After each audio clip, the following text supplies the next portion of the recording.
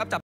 ค่ำคืนนี้เรามาเกาะติดพายุหนึ่งลูกนะครับเป็นพายุที่มีชื่อว่าตาลัสนะครับภาพนี้เป็นภาพถ่ายดาวเทียมเมื่อช่วงกลางวันที่ผ่านมาเนี่ยนะครับพบว่าพายุลูกนี้นั้นทวีความเร็วลมอย่างต่อเนื่องนะครับถ้าหากเราดูนี่คือจุดที่มีการเคลื่อนตัวของพายุในช่วงกลางวันที่ผ่านมาจะสังเกตว่ามีการดูดเอา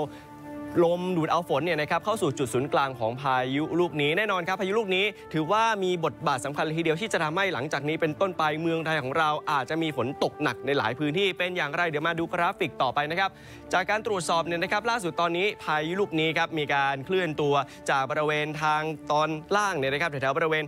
ทะเลจีนใต้ตอนกลางเนี่ยนะครับขึ้นมาบริเวณทางตอนเหนืออย่างต่อเนื่องแล้วก็เบี่ยงไปบริเวณทางฝั่งตะวันตกนะครับล่าสุดตอนนี้อยู่บริเวณอ่าวตังเกียหลังจากนี้เป็นต้นไปเนี่ยนะครับมีการคาดการณ์ว่าพายุลูกนี้นั้นจะมีทิศทางเคลื่อนตัวขึ้นฝั่งบริเวณทางตอนบนของประเทศเวียดนามในช่วงประมาณกลางดึกคืนนี้นะครับแน่นอนครับการเคลื่อนตัวขึ้นฝั่งในครั้งนี้ก็จะทำให้ฝนนั้น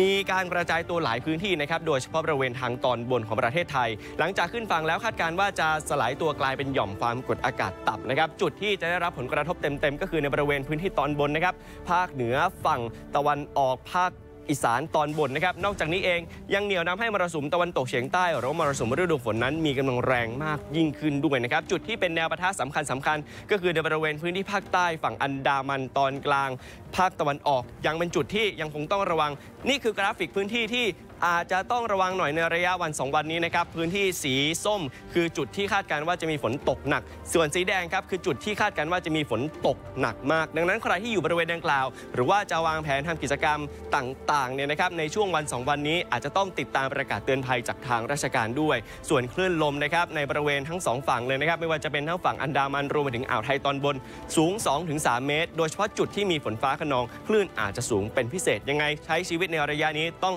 ติดตามพยากรณ์อากาศอย่างต่อเนื่องด้วยนะครับและนี่คือทั้งหมดของจับตาเตือนภัยครับผมคุปตนันท์ พิสิทธิ์มหันต์สวัสดีครับ